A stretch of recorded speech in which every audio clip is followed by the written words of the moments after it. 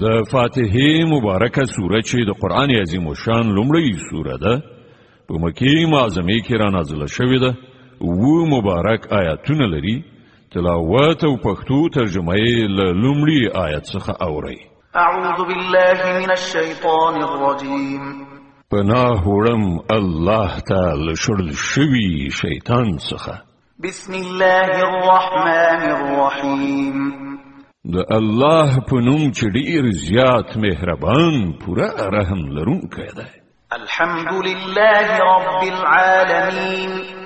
ټول ثنا ستاینه یوازې الله لره ده چې د ټولو کائناتو رب دی الرحمن الرحیم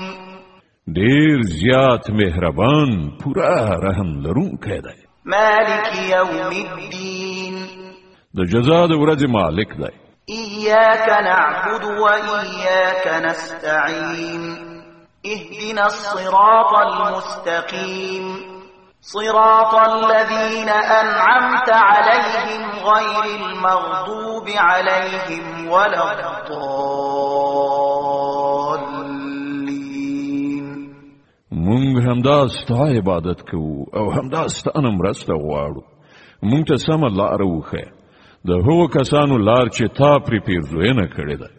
چې غصه پرې نه ده شوې او بېلارې شوي نه دي